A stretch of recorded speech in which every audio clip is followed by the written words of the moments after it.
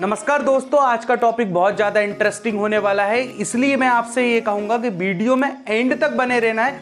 क्योंकि देखिए, मैं आपके बेसिक डाउट्स पहले क्लियर करूँगा, उसके बाद मैं उस टॉपिक का कंस्ट्रक्शन समझाऊंगा। तो टॉपिक क्या है हमारा? आज टॉपिक जो हम पर डिस्कस करने वाले हैं, उस टॉपिक का नाम है साइक्लॉइड। साइक्लॉइड क्या होता है समझते हैं हम यहाँ से। जैसे कि मान लीजिए मेरे पास कोई भी एक सर्कल है, क्या बोल रहा हूँ, मेरे पास कोई भी एक सर्कल है और इस सर्कल के सरकमफ्रेंस मतलब ये आउटर बाउंड्री के ऊपर मैंने कोई भी एक पॉइंट ले लिया और इस पॉइंट के क्या बोल रहा हूँ, इस पॉइंट ले लिया। अब इस सर्कल के रिवॉल्यूशन के कारण मतलब इस सर्कल के रोटेशन के कारण इस पॉइंट से जो भी प्रोफाइल ड्रा होगी उस प्रोफाइल को कहा जाता है साइक्लॉइड। लेकिन कब ड्रा होगी? जब हम इस सर्कल को किसी एक फ्लैट सरफेस के ऊपर रोल कराएंगे। फ्लैट सरफेस क्या हो सकती है? जहाँ मैं खड़ा हुआ हूँ ये भी एक फ्लैट सरफेस है, तो इस सर्कल को मैं किसके ऊपर रोल कराऊंगा? किसी एक फ्लैट सरफेस के ऊपर रोल कराऊंगा। और रोल कैसा करना चाहिए? ये विदाउट स्लीपिंग, मतलब क्या बोल सकता हूं, a circle rolls on flat surface without slipping. उसके बाद मैंने क्या करा, उसके सरकमफ्रेंस के ऊपर या उसकी आउटर बाउंड्री के ऊपर मैंने कोई भी पॉइंट ले लिया।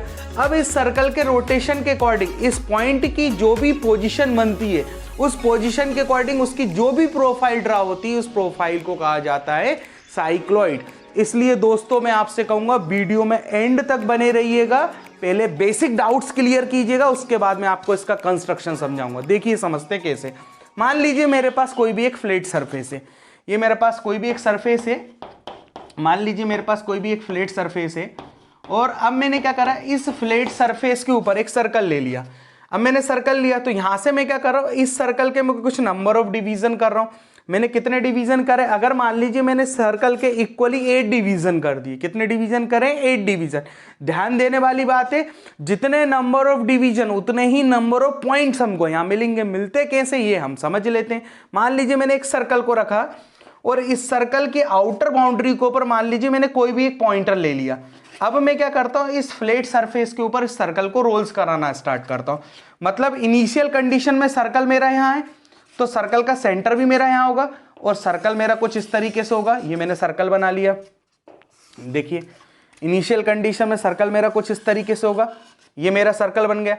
अब इस सर्कल के मैंने कितने डिवीजन करें यहां से? जैसे कि मान लीजिए यहां मैंने 1 लिखा है तो यहां 2 लिखा है, यहां 3 4 5 6 7 8, तो मैंने इसके कितने पार्ट कर दिए? 8 पास। तो यहाँ पे ये first part, second, third, fourth, fifth, 6 7 8। देखिए समझाता हूं कैसे आगे। अब मैंने 8 डिवीजन करे तो कुछ 8 डिवीजन कुछ इस तरीके से दिखेंगे मेरे ऑलरेडी इक्वली। नंबरिंग कर लेता हूं मैं। मान लीजिए यहाँ मैंने क्या रखा है, अगर मैंने मान लीजिए यहाँ 1 को रखा है तो मैंने यहाँ 1 लिख दिया। यहाँ पे मैंने 2 को रखा है तो यहाँ क्या लिख दिया 2। यहाँ क्या रखा है मैंने 3, फिर नेक्स्ट 4, फिर नेक्स्ट 5, है ना, उसी तरीके से 6, उसी तरीके से 7, उसी तरीके से क्या हो गया आपका 8 हो गया। जैसे ही मैंने इसको रोल्स कराना स्टार्ट किया एक फ्लैट सरफेस के ऊपर, तो आप इस पॉइंट की पोजीशन देखिएगा। अगर मान लीजिए मैं ये 1 है तो जैसे ही मैंने इसको आगे रोल्स कराना स्टार्ट किया तो हुआ क्या कि मेरा ये 2 वाला पॉइंट था वो यहाँ आ गया, यहाँ मेरा पे क्या आ गया 2 आ गया। उसी तरीके से मैंने आगे लेके चला गया तो क्या हुआ मेरा यहाँ पे 3 आ गया। तो जैसे ही मेरा 2 यहाँ आ रहा है या 3 आ रहा है तो सर्कल की पोजीशन पहले यहाँ थी, तो जैसे ही मैंने इसको रोल्स कराना स्टार्ट किया तो कुछ प्रोफाइल बनी होगी। देखिए ये प्रोफाइल कुछ इस तरीके से बन रही होगी। इसको मैं आगे रोल्स कराना स्टार्ट करूंगा तो भी कुछ प्रोफाइल बनेगी। किस तरीके से प्रोफाइल बनेगी? देखिए मैं इसको आगे रोल कराना स्टार्ट करता हूं तो कुछ आगे प्रोफाइल बन रही है, उसको मैं आगे रोल्स कराना स्टार्ट करता हूं कुछ प्रोफाइल बन रही है। तो ये सर्कल किसी फ्लैट सरफेस के ऊपर तो रोल कर रहा है लेकिन ये विदाउट स्लीपिंग, और प्रोफाइल मेरी कुछ इस तरीके से बनती जा रही है। अब देखिए मैं इसको आगे रोल्स कराना स्टार्ट करूंगा, आगे रोल्स कराऊंगा और last at the end of जैसे ही मैंने इसको पूरा एक रिवॉल्यूशन रोटेट करा दिया तो मेरी कुछ इस तरीके से एक प्रोफाइल बन के आई है। यहाँ पर क्या बोल रहा हूं, इस पॉइंटर के अकॉर्डिंग अगर इसको मैंने पूरा 1 कंप्लीट रिवॉल्यूशन रोटेट किया था तो कुछ इस तरीके से मेरी प्रोफाइल बन रही थी। इसी प्रोफाइल को ही हम क्या कहते हैं? साइक्लॉइड कहते हैं। क्या बोलते हैं? साइक्लॉइड कहते हैं। इसी प्रोफाइल को हम क्या कहते हैं? साइक्लॉइड कहते हैं। साइक्लॉइड बनाने से पहले हमें कुछ कंस्ट्रक्शन करना होता है। उस कंस्ट्रक्शन के लिए मेरा बेसिक्स है, उस बेसिक्स को मैं क्लियर कर रहा हूं। देखो अगर मैंने 1 को यहां रखा था, जैसे ही यहां रोटेट कराया तो मुझे 2 मिला, फिर नेक्स्ट मुझे क्या मिला 3 मिला, 4 मिला, 5 मिला, फिर नेक्स्ट मुझे क्या मिला 6 मिला, ये नेक्स्ट मुझे क्या मिला 7 मिला, फिर 8 मिला और फाइनली मुझे क्या मिल गया यहाँ पे 1 मिल गया।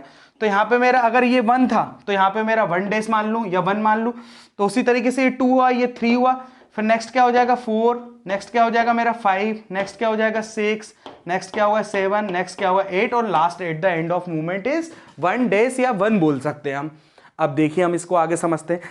अगर जब मैं इस सर्कल को रोटेशन कर रहा था, इट मीन्स क्या है कि मेरा सेंटर पहले यहां था, उसके बाद मैंने जब इसको आगे रोटेट किया, देखिए पहला सेंटर मेरा यहां था, जैसे ही मैंने इसको आगे रोटेट किया तो 2 यहां आया तो सेंटर की पोजीशन यहां आ गई, मतलब मेरा सेंटर भी 2 के अकॉर्डिंग यहां आया होगा। मतलब ये अगर मेरा C होगा सेंटर तो ये सॉरी अगर ये 1 लिखा है तो हम इसको C1 ले लेते हैं, तो ये 2 लिखा है तो ये क्या हो जाएगा C2 हो गया। उसी तरीके से अगर मैंने 2 देखा 2 यहां आ गया तो सेंटर यहां है। अब देखिए 3 मेरा यहां है तो सेंटर यहां है, तो मतलब 3 से परपेंडिकुलर मतलब यहां मेरा सेंटर आया हुआ, तो इसको हम क्या ले सकते हैं C3 ले सकते हैं।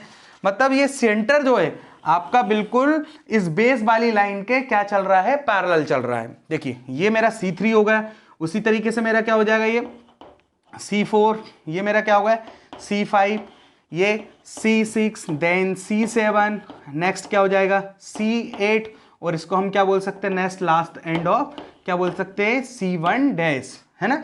तो ये मेरे सेंटर की पोजीशन जो हमें बार बार मिलने लगी, हम इसको 1 ले रहे हैं, इसको 1 डैश ले रहे हैं। Now 1 is equal to 1 dash, C1 dash is equal to C1, है ना। चाहे तो आप इसको C1 ले सकते हैं, इसको 1 भी ले सकते हैं।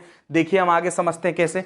जब मैंने इसको रोल्स कराना स्टार्ट किया था तो ये चीज तो क्लियर हो गई थी कि सेंटर की पोजीशन चेंज हो रही थी, और ये जो डिस्टेंस है ये ओवरऑल डिस्टेंस को हम क्या बोलते हैं, डायमीटर बोलते हैं। ये डिस्टेंस क्या है, हमारी रेडियस है।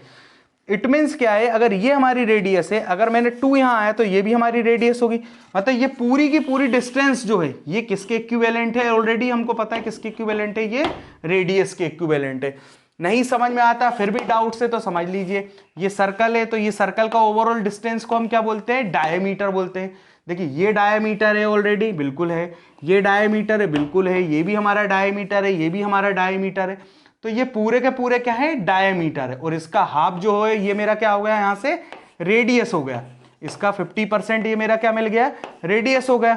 मोस्टली हिंदी मीडियम के स्टूडेंट्स को कभी कभी डाउट आ जाता है डायमीटर और रेडियस में क्या डिफरेंस होता है। तो ये मेरा डायमीटर है तो इसका हाफ ये रेडियस हो गया, या फिर मैं ये बोल सकता हूं ये मेरा क्या है, डायमीटर है तो इसका हाफ क्या हो जाएगा यहां से, ये रेडियस हो गया। तो कोई भी सर्कल को हम ड्रा करते हैं एक रेडियस लेके ड्रा करते हैं। देखिए आगे हम समझते हैं क्या। अगर जब मैंने सर्कल को जब रोल्स कराना स्टार्ट करा था तो सर्कल कुछ इस तरीके से घूम रहा था, मतलब इसका 1 पॉइंट पहले यहां था, ये आगे गया तो 1 से लेकर ये 2 आया, फिर ये नेक्स्ट गया तो 3 आया। मतलब इतनी डिस्टेंस सर्कल ने क्या करी, यहां से इतनी डिस्टेंस सर्कल ने कवर कर ली। ये जो डिस्टेंस है 1 से लेकर 3 तक की जो डिस्टेंस है इस डिस्टेंस के क्या इक्वल है। जैसे ये 3 पे आया, नेक्स्ट ये किस पे आया, 4 पे आया, तो मतलब यहां से लेकर ये डिस्टेंस जो है ये कर्वेचर फॉर्म में है, और ये डिस्टेंस जो है एक स्ट्रेट पाथ है। तो ये स्ट्रेट लाइन और ये कर्वेचर फॉर्म की डिस्टेंस क्या है, इक्विवेलेंट है। उसी तरीके से 5 से 6 मतलब ये था सर्कल को मैंने जब 1 से स्टार्ट किया था और ये कंप्लीट घूम के जब यहां आ गया था तो इस सर्कल ने पूरा का पूरा इस डिस्टेंस को क्या करा था, ट्रेवल किया था। और ये डिस्टेंस को हम क्या बोलते हैं, सरकमफ्रेंस बोलते हैं। ऑलरेडी अपन जानते हैं कि इस डिस्टेंस को क्या कहा जाता है, सरकमफ्रेंस कहा जाता है। तो मतलब यहां से लेकर ये डिस्टेंस और यहां से लेकर ये वाली डिस्टेंस, ये डिस्टेंस क्या है आपकी, सरकमफ्रेंस है। और ये डिस्टेंस को क्या कहा जाता है, C = 2 पाई r, या फिर हम इसको क्या बोल सकते हैं, पाई डी भी बोल सकते हैं। क्यों बोल सकते हैं पाई डी, देखिए 2 पाई r, 2 पाई r है तो हम इसको क्या बोल रहे हैं, पाई डी भी बोल रहे हैं। देखिए सिंपल सी बात है, पाई डी क्यों बोल रहे हैं, d इक्वल टू क्या होता है, देखिए डायमीटर इक्वल टू क्या होता है, ये डायमीटर इक्वल टू होता है r + r इक्वल टू क्या हो जाएगा 2r। डायरेक्ट लिख देते हैं तो r की वैल्यू निकालेंगे तो क्या आ जाएगा यहां से, अगर d/2 आ जाएगा। ऑलरेडी क्या आएगी, r की वैल्यू क्या आ जाएगी, d/2 आ जाएगी। देखिए हमने क्या करा, यहां से हमने देखा कि d इक्वल टू क्या है, r + r इक्वल टू क्या है, 2r है। तो हम इस d की जगह 2r लिख दें तो 2 पाई r हो जाएगा। मतलब पाई था, d की जगह हमने 2r लिख दिया तो 2 पाई r हो गया, है ना। या हम r की वैल्यू निकालें तो d/2 होती है ऑलरेडी। तो ये हमारा बेसिक है। अब देखिए इस प्रोफाइल को हम कैसे बनाते हैं, ये हमारा कंस्ट्रक्शन है। तो बस इतना ध्यान दीजिए, ये सेंटर वाली लाइन है, C1 C2 C3 कैसे डिनोट किया, कैसे हमको 1 2 3 4 पॉइंट मिले थे, सर्कल को हमने कितने डिवीजन में डिवाइड करा था, ये बेसिकली डिपेंडेंसी हमारे ऊपर है, ये हमारा बेसिक है। अब हम इसका कंस्ट्रक्शन समझते हैं। देखिए हम इसका कंस्ट्रक्शन कैसे होता है आज हम उसके बारे में डिस्कस करते हैं। देखिए आज हम एक प्रॉब्लम को डिस्कस करते हैं। साइक्लोइड की प्रॉब्लम क्या बोल रहा है, a circle with 50 mm diameter rolls on flat surface without slipping. Draw a curve for one complete revolution and also draw a normal tangent to the curve at a distance 30 mm, क्या बोल रहा है, above the base line, मतलब 30 mm base line से ऊपर आपको normal tangent उस curve के ऊपर ड्रा करना है। समझते हैं हम कैसे करेंगे। देखिए हम सबसे पहले फर्स्टली हमको क्या करना है, फर्स्टली हमारे पास सर्कल का डायमीटर जो गिवन है वो कितना गिवन है, हमारे पास 50 mm गिवन है। तो सर्कल का डायमीटर हमारे पास 50 mm गिवन है। तो फर्स्टली क्या करेंगे, हम सर्कल लेंगे। अगर हमारे पास डायमीटर 50 mm है, ये हमारे पास डायमीटर मान लीजिए 50 mm है, ये लेंथ हमारी d इक्वल टू कितना है, ये 50 mm है। तो हम क्या करेंगे, 50 का हाफ मतलब 25 लेंगे, यहाँ से 25 रेडियस लेंगे, और रेडियस लेने के बाद फर्स्टली हम क्या करेंगे, एक सर्कल बना लेंगे।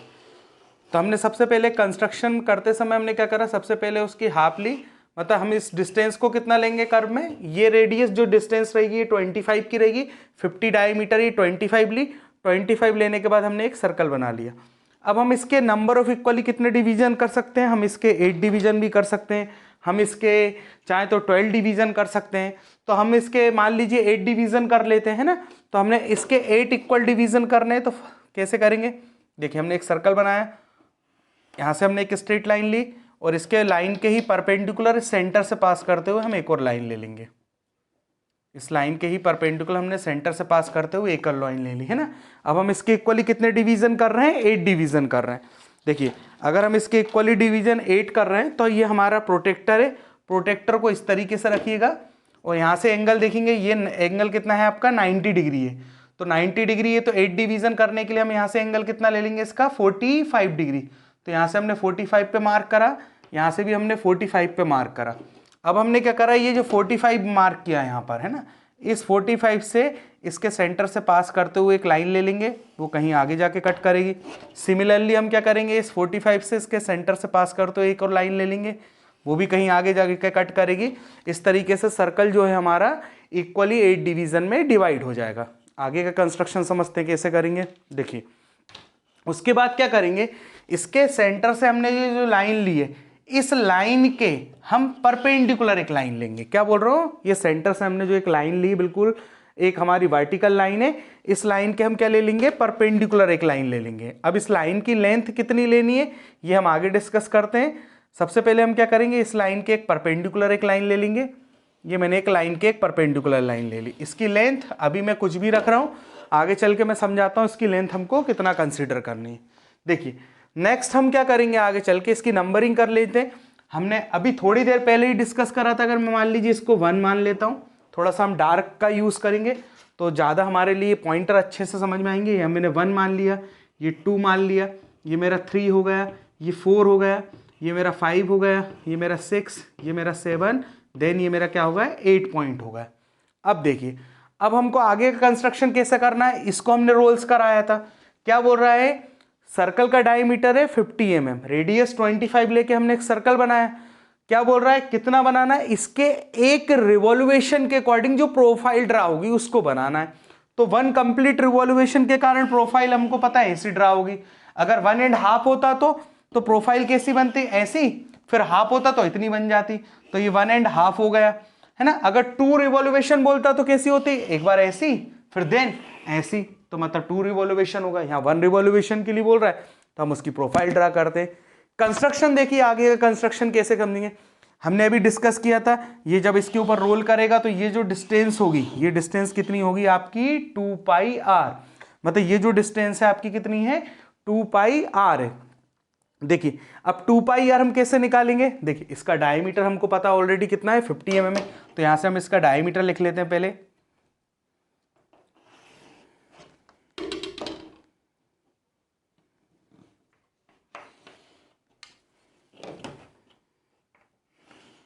देखिए अब हम क्या करेंगे, यहां से इसका डायमीटर हमको पता है कितना है, ये 50 mm है, तो यहां से मैंने फर्स्टली इसके डायमीटर को रिप्रेजेंट किया।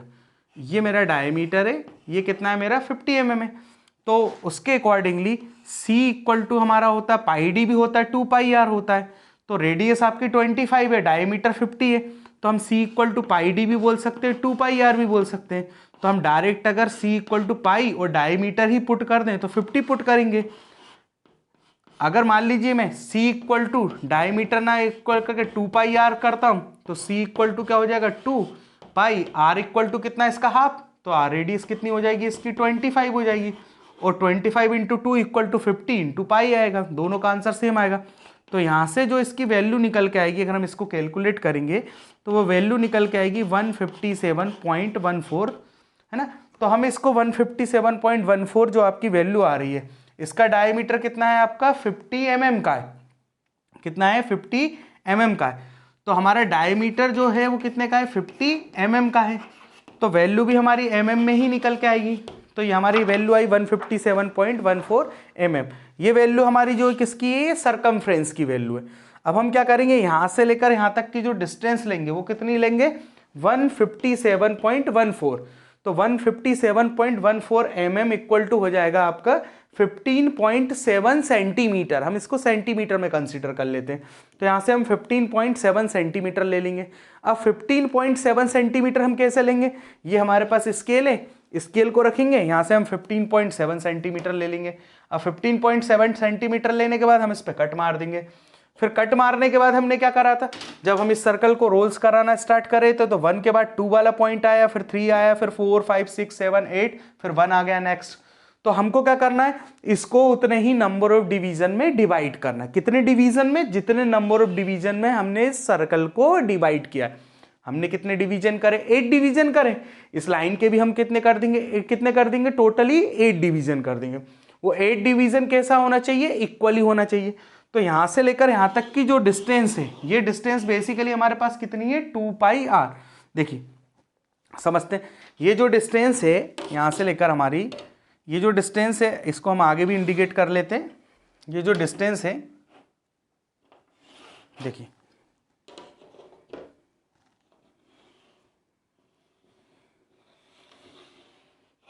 ये जो मेरे पास डिस्टेंस है, ये डिस्टेंस मेरी कितनी है 2 पाई आर है। देखिए ये जो डिस्टेंस है मेरी कितनी, c equal to 2 pi r equal to कितना है 15.7 सेंटीमीटर। देखिए अब हमको क्या करना है, इसको नंबर ऑफ कितने डिवीजन में डिवाइड करना है, 8 इक्वल डिवीजन में डिवाइड करना है। 8 इक्वल डिवीजन में हम इसको कैसे डिवाइड कर सकते हैं, देखिए हमारे पास एक तो ये ओवरऑल लेंथ को मेजर करें, कितना आया 15.7 सेंटीमीटर था, डिवाइडेड बाय 8 कर दे। अगर वैल्यू आ रही है जैसे 2 4 5 6 तो हम इजीली वे में इसको डिवाइड कर सकते हैं। अगर वैल्यू कुछ कॉम्प्लिकेटेड है तो उस केस में हमको क्या करना पड़ेगा, चाहे तो हम इसके एंड पॉइंट से इस एंगल से एक लाइन ले सकते हैं, या फिर हम इस एंगल से भी एक लाइन ले सकते हैं। मान लीजिए मैंने इस एंगल से इस पॉइंट से किसी भी एक एंगल पे एक लाइन ले ली। इस पॉइंट से मान लीजिए, इस पॉइंट से मैंने किसी भी एक एंगल पे एक लाइन ली, ये मैंने एक लाइन ले ली। अब इस लाइन को लेने के बाद हमको क्या करना है, इस लाइन के ऊपर नंबर ऑफ इक्वली हम कितने डिवीजन करेंगे, 8 डिवीजन करेंगे। डिस्टेंस क्या हो सकती है, जो भी आप कंसीडर करना चाहे उस डिस्टेंस को कंसीडर कर सकते हैं। कैसे करेंगे, मान लीजिए मैंने कोई भी एक लेंथ ली, हमारे पास कंपास और डिवाइडर हमने फिक्स करी, उसके बाद मैंने कितने नंबर ऑफ डिवीजन करें 8। तो मैंने क्या करा, यहाँ से 1, फिर नेक्स्ट 2, फिर नेक्स्ट 3 4 5 6 7, नेक्स्ट एक और क्या आ जाएगा हमारा आगे चल के 8 आ जाएगा, है ना। तो यहाँ से हमने इसको लाइन को आगे एक्सटेंड कर लिया, और करने के बाद हमको क्या मिल गया, 8 डिवीजन मिल गया। हमने कोई भी एक लेंथ फिक्स करी, इसके नंबर ऑफ 1, कोई भी लेंथ किसी भी एंगल पे 1 2 3 4 5 6 7 8 डिवीजन मिल गए। अब हम क्या करेंगे, हमारा ड्राफ्टर यूज करेंगे। यहाँ से ड्राफ्टर को कैसे यूज करना है, देखो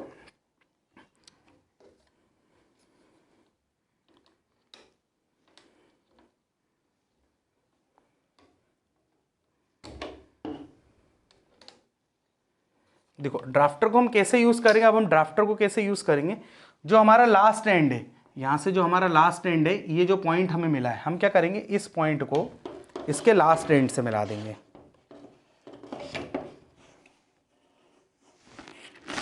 देखो हम कैसे डिवाइड करेंगे, हम इसके लास्ट एंड को इसके लास्ट एंड से मिला देंगे। यहाँ से ये मेरा ड्राफ्टर मैंने लॉक कर लिया यहाँ से। अब ड्राफ्टर लॉक करने के बाद मैंने क्या करा, इसके लास्ट एंड को यहाँ से इसके लास्ट एंड से मिला दिया। उसके बाद इसके पैरेलल चलते गए, तो नेक्स्ट पॉइंट से लूँगा तो कुछ ये लाइन मिलेगी मुझे। अब चाहूँ तो मैं इस डिस्टेंस को लेकर इसके बराबर 8 हिस्से बांट सकता हूँ, चाहूँ तो इसी के पैरेलल ले लूँ मैं आगे चाहूँ तो, है ना। तो यहाँ से मैंने इसके पैरेलल ले लिया मान लो, उसके बाद मैंने इस पॉइंट से पैरेलल ले लिया, है ना। नेक्स्ट मैंने इस पॉइंट से पैरेलल ले लिया, उसके बाद नेक्स्ट मैंने इस पॉइंट से पैरेलल ले लिया, फिर नेक्स्ट मेरा ये पॉइंट से पैरेलल हो गया, फिर नेक्स्ट मेरा इस वाले पॉइंट से पैरेलल हो गया। तो यहाँ से मुझे जो डिवीज़न मिले वो कितने डिवीज़न मिले हैं मुझे यहाँ से इक्वली 8 डिवीज़न मिले। देखिए अब हम आगे का कंस्ट्रक्शन कैसे करेंगे इसका। इस 8 डिवीज़न को डिवाइड करने के बाद देखिए हमने इस सर्कल को रोल्स करना स्टार्ट किया था, तो 1 के बाद हमारा यहाँ पे क्या आया था, जब ये हमारा आगे ऑब्जेक्ट शिफ्ट करेगा तो 1 के बाद यहाँ क्या आ जाएगा 2, फिर यहाँ पे 3। तो उसी तरीके से नंबरिंग कर ले। नंबरिंग हम कैसे कर सकते हैं यहाँ पर, देखिए यहाँ से हमने नंबरिंग करी, देखिए यहाँ 1 है तो यहाँ क्या लिख दिया हमने 2, फिर हमारा 3, फिर 4, फिर 5, फिर 6, फिर 7, फिर 8 और उसके बाद नेक्स्ट हमारा 1 या 1 डैश बोल सकते हैं ना। तो लास्ट में हमारा 1 पॉइंट आ गया है ना। उसके आगे का कंस्ट्रक्शन कैसे करना हम वो देखते हैं। अब जरा हम ड्राफ्टर को लॉक करेंगे इसके पैरेलल, इस बेस लाइन के पैरेलल। हमने जितने भी नंबर ऑफ पॉइंट डिनोट किए सभी से क्या ले लेंगे, पैरेलल लाइन। कैसे लेंगे, जैसे कि मान ली मैंने 8 से ली, अगर मैं 8 से लाइन लूंगा तो 8 ऑलरेडी किसको पास करते हुए जाएगी, यहाँ से मेरे 2 को पास करते हुए जाएगी। तो 8 से ली 2 को पास करते हुए गई। उसी तरीके से मैं 7 से लूंगा तो 7 3 को पास करते हुए चली जाएगी। उसी तरीके से मैं 6 से लूंगा तो 6 4 को पास करते हुए जाएगी। उसी तरीके से मैं 5 से लूंगा तो 5 किसको पास करते हुए जाएगी, सॉरी 5 से लूंगा तो 5 बिल्कुल स्ट्रेट चली जाएगी, है ना। तो यहाँ हमने नंबर ऑफ लाइन ले ली है ना। इस लाइन को हम थोड़ा सा और आगे एक्सटेंड कर लेते हैं।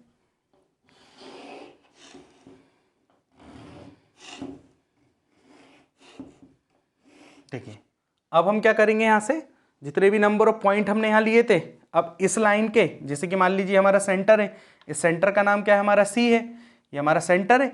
तो हमारा ये 1 है तो हमने इसका नाम ले लिया C1 ले लिया। तो उसके बाद हम क्या करेंगे, इसको यहाँ से इस पॉइंट से, जैसे कि मान लो 2 पॉइंट है तो 2 से एक हमने परपेंडिकुलर लाइन ले ली इस बेस के या इसके पैरेलल। उसी तरीके से हमने क्या करा 3 से, फिर नेक्स्ट 4 से, फिर नेक्स्ट 5 से, है ना। उसी तरीके से 5 के बाद हम नेक्स्ट क्या करेंगे 6 7 8 9 10, है ना।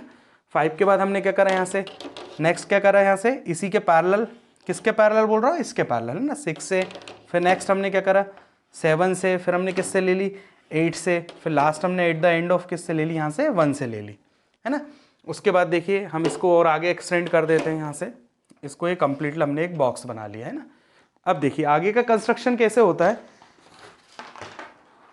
देखिए अब हम इसकी नंबरिंग कर देते हैं। ये हमारे पास C1 है तो ये ऑलरेडी हमारा 2 था तो हम क्या लिख दें यहाँ से C2, ये हमारा C3, ये क्या हो गया C4, है ना, ये क्या हो गया C5, C6, C7, C8, है ना। लास्ट वाला पॉइंट क्या हो जाएगा, ये 1 है तो हम इसको 1 डैश ले ले तो C1 डैश बोल सकते हैं ना। देखिए अब हमको क्या करना है, तो आपको पता था इसका 1 कंप्लीट रिवॉल्यूशन हुआ था, प्रोफाइल कुछ इस तरीके से बनी थी। तो आपको पता है प्रोफाइल इस तरीके से बनी, तो एक पॉइंट यहाँ मिला होगा, एक पॉइंट यहाँ मिला होगा, एक पॉइंट यहाँ मिला होगा, एक पॉइंट यहाँ मिला होगा, नेक्स्ट पॉइंट मिलते हुए कुछ इस तरीके से मिले होंगे। देखो ध्यान देने वाली बात यह है, यहाँ पे सबसे ज़्यादा इंपॉर्टेंट जो चीज़ है वो है इसकी रेडियस, है ना। तो हमको सबसे पहले क्या करना है, इस रेडियस को फिक्स करना है ना। देखो हमको रेडियस को फिक्स करना है, हम डाउनवर्ड से अपवर्ड जाएंगे, फिर अपवर्ड से देन डाउनवर्ड आएंगे, है ना। दूसरी चीज़ मैं एक और चीज़ क्लियर कर देता हूँ आपको, जब यहाँ से मैं इसका कंस्ट्रक्शन कर रहा हूँ तो मुझे एक चीज़ हमेशा ध्यान रखनी है कि अगर मैं कर्व बना रहा हूँ तो डाउनवर्ड से अपवर्ड जा रहा हूँ, अपवर्ड से डाउनवर्ड जा रहा हूँ। अब मैं पॉइंट की बात कर रहा हूँ, मैंने क्या करा यहाँ पे 8 से लिया, 2 से लिया, फिर मैंने 7 से लिया, 3 से लिया, 6 से लिया, 4 से लिया, 5 से लिया, लेकिन C से भी मैंने एक लाइन ली है जो बेसिकली क्या है, C वाली जो लाइन है वो 7 और 3 वाली लाइन से ऑलरेडी क्या है, ओवरलैप है ना। देखिए हम कैसे करेंगे, यहाँ से देखो हमने क्या करा, सबसे पहले रेडियस फिक्स करी, रेडियस फिक्स करी, हमने क्या करा, देखिए रेडियस फिक्स करी, सबसे पहले रेडियस फिक्स करने के बाद पहला पॉइंट हमें यहाँ मिल गया। अब हमने क्या करा, C2 पे रखा, किस पे रखा है, C2 पे रखा, C2 पे रखा। देखिए सबसे पहले हमें इस पे कट मार दिया, मतलब हमने बेस पे कट मार दिया। अब हमने क्या करा, 2 पे रखा, इसके ऊपर जो लाइन थी उस पे कट मार देना, बस C वाली लाइन पे हम कभी भी कट नहीं करते, याद रखिएगा। हम सेंटर वाली लाइन पे कभी भी कट नहीं करते हैं, लेकिन इस वाले क्वेश्चन में हमारी सेंटर से जो लाइन पास हो रही है हम उस पे कट नहीं करेंगे, हम किस पे करेंगे, 7 और 3 से जो पास हो रही है उस पे कट करेंगे। लेकिन यहाँ पे सेंटर वाली लाइन ऑलरेडी 7 और 3 वाली लाइन से क्या है, ओवरलैप है, मतलब एक दूसरे को ढक रही है। देखिए समझते हैं, हमने क्या करा, फर्स्टली C1 पे रखा, एक कट है हमारा, ये मिल गई डिस्टेंस। अब हमने C2 पे रख दिया, C2 पे रखा तो हमने इस पे कट मारा तो ये लाइन कंप्लीट हुई। अब इसके ऊपर कौन सी लाइन है, ये वाली है, तो हम C2 पे रख के इसके ऊपर जो लाइन होगी हम उस पे कट मारेंगे। यहाँ कट मारा तो हमें ये पॉइंट मिल गया, या हम बोल सकते C2 पे रख के 2 से जो लाइन पास हो रही है उस पे कट मारा, तो 2 से ये लाइन पास हो रही तो हमने 2 पे कट मार दिया। देन हमने C3 पे रखा, अब C3 पे रखा तो हम क्या करेंगे, इसके ऊपर जो लाइन पास हो रही है हमने उस पे कट मार दिया यहाँ पर। देखिए हम सेंटर वाली लाइन पे कभी कट नहीं मारते, हम किस पे मार रहे हैं, C3 पे रखा, हमने उसके ऊपर वाली पे कट मारा, मतलब हमने C3 से जो पास हो रही है उस पे कट मारा एक्चुअली में, है ना। अब उसी तरीके से हमने C4 पे रखा, इसके अपवर्ड चले गए तो हमने यहाँ कट मार दिया। उसी तरीके से C5 पे रखा, हमने यहाँ कट मार दिया। तो देखिए ये आपको पता है ये भी रेडियस है, ये भी रेडियस है, मतलब दोनों ही डिस्टेंस हमको क्या मिलेंगे, यहाँ से सेम मिलेंगी। तो C5 पे रखा, हमने यहाँ कट मारा। देन अब देखिए पहले हमने डाउनवर्ड से अपवर्ड गए, अब अपवर्ड से हम क्या आएंगे, डाउनवर्ड आएंगे। अब हमने क्या करा, C6 पे रखा, नेक्स्ट कट, फिर C7 पे रखा, उसके नीचे नेक्स्ट कट, अब हमने C8 पे रखा, उसके नीचे नेक्स्ट कट, और C1 डैश पे रखा तो ये नेक्स्ट कट हुआ। मतलब ये क्या है आपका ऑलरेडी रेडियस है, ये डिस्टेंस ऑलरेडी मुझको पता है ना, ये डिस्टेंस मेरी कितनी है, रेडियस ये। देखिए अब हम आगे क्या करेंगे, जितने भी नंबर हमको पॉइंट मिले, क्या बोल रहा हूँ, जितने भी नंबर ऑफ पॉइंट मिले हैं सभी को हम मिला देंगे। क्या करेंगे, जैसे कि मान लीजिए हमने यहाँ पे 1 था तो ये हमारा 2 था, तो हमने इसका नाम ले लिया पहले P1, इसका नाम ले लिया P2, ये क्या हो गया हमारा P3, ये क्या हो गया नेक्स्ट हमारा P4, ये क्या हो गया P5, फिर नेक्स्ट क्या हो जाएगा P6, फिर नेक्स्ट P7, फिर नेक्स्ट क्या हुआ P8, लास्ट क्या हो जाएगा P1, ठीक है ना, P1 डैश बोल सकते हैं ना।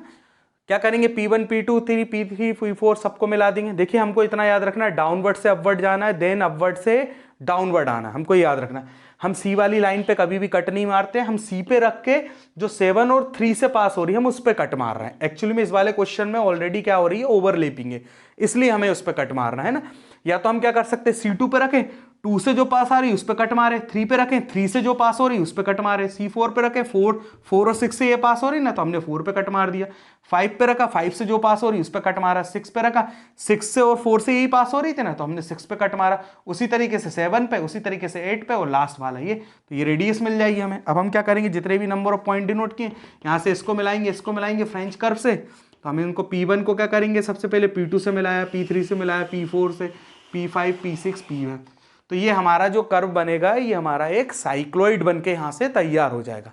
अब आगे क्या क्वेश्चन बोल रहा है, draw a normal tangent to the curve at a distance 30 mm above the base, मतलब बेस से 30 mm ऊपर नॉर्मल टेंजेंट बनाने को बोल रहा है। देखिए कैसे बनाते हैं हम नॉर्मल टेंजेंट। हम क्या करेंगे, ये बेस वाली लाइन है, हम इस पहले बेस वाली लाइन को आगे एक्सटेंड कर लें, और यहाँ से हम कितना डिस्टेंस ले लें, सबसे पहले 30 mm ले लें। कितना ले लें हम यहाँ से 30 mm। 30 mm लेने के बाद हम यहाँ से कट करेंगे तो ये कहीं जाके इस पे कट करेगा। देखिए हमने बेस वाली लाइन से लिया, यहाँ से कितना डिस्टेंस ले लिया 30 mm, और 30 mm लेने के बाद हमने आगे देखा तो ये जो डिस्टेंस है ये इस पॉइंट पे यहाँ पर कहीं ना कहीं क्या हुआ है, कट हुआ है। देखिए यहाँ से एरोहेड बना लेते हैं हम, देखो ये डिस्टेंस कितना है हमारे पास 30 mm है, ये पॉइंट मिल गया हमको इस पॉइंट को। अब हमको क्या करना है, कैसे बनाते हैं नॉर्मल टेंजेंट समझ लेते हैं। हमारी रेडियस को हमको दोबारा लेना है, रेडियस हमको पता था कितना था 25 थी, इस रेडियस को 25 लेने के बाद इस पॉइंट पे रखना है, इस पॉइंट पे रखने के बाद हमको इस सेंटर से जो लाइन पास हो रही है उसके ऊपर कट करना है। मान लो हमने कट करा, ये यहाँ पे कट हुआ, कट करने के बाद हम क्या करेंगे, देखो हमारी जो सेंटर से लाइन जो पास हो रही थी हमने क्या करा, पहले उस पर कट करा। कैसे करा, यहाँ से हमने रखा और हमारी सेंटर से जो लाइन पास हो रही थी उस पर कट करा। कट करने के बाद अब हमको आगे क्या करना है, जैसे ही हमने यहाँ से पहले देखिए हमने क्या करा, सबसे पहले 30 mm लिया, 30 mm से यहाँ कट करा, फिर इस पॉइंट पे जो पास हो रही थी उस पर कट करा। अब कट करने के बाद हम क्या करेंगे, यहाँ से इसके परपेंडिकुलर डालेंगे। देखिए यहाँ से एक, मतलब इसके पैरेलल बोल सकते हैं हम, या फिर इस लाइन के परपेंडिकुलर बोल सकते हैं। तो इस लाइन के पैरेलल हमने डाला तो ये कहीं यहाँ पे कट करा। यहाँ से कट होने के बाद अब हम क्या करेंगे, इस पॉइंट से, इस क्या बोल रहा है, इस पॉइंट से इस पॉइंट को पास कराते हुए एक लाइन ड्रा करेंगे। यहाँ से हमने क्या करा, इस पॉइंट से इसको पास कराते हुए एक लाइन ड्रॉ करी। वो हमारी लाइन जो ड्रा होगी वो कुछ इस तरीके से होगी, ये जो हमने लाइन ड्रॉ करी वो कुछ इस तरीके से होगी। तो ये जो लाइन है ये हमको क्या मिली है, NN डैश, ये हमें क्या मिल गई, हमारी नॉर्मल मिल गई। और इसी लाइन के हम क्या ले लेंगे, इस लाइन के हम परपेंडिकुलर ले लेंगे तो हमको क्या मिल जाएगी, हमारी टेंजेंट लाइन मिल जाएगी। यहाँ से हम इसी लाइन के परपेंडिकुलर ले लेंगे तो हमको क्या मिल जाएगी, हमारी टेंजेंट लाइन मिल जाएगी, ये हमारी होगी TT डैश। तो हमें नॉर्मल और टेंजेंट भी मिल गया इस तरीके से। तो आई होप, मैं उम्मीद करता हूँ कि आपको इस कंस्ट्रक्शन ऑफ साइक्लॉइड जो हम आज डिस्कस कर रहे हैं वो बहुत अच्छे से क्लियर हो गया होगा। वीडियो लेंदी है, ज़्यादा से ज़्यादा वीडियो को शेयर और लाइक कीजिएगा, लेकिन आपके डाउट्स पूरे हो सकता है, मैं उम्मीद करता हूँ पूरे के पूरे डाउट्स आपके यहाँ से क्लियर हो गए। ज़्यादा से ज़्यादा वीडियो को शेयर करें, लाइक करें, सब्सक्राइब करें, और कोई भी डाउट्स हो आप कमेंट्स करके पूछ सकते हैं। तो thank you for watching my video.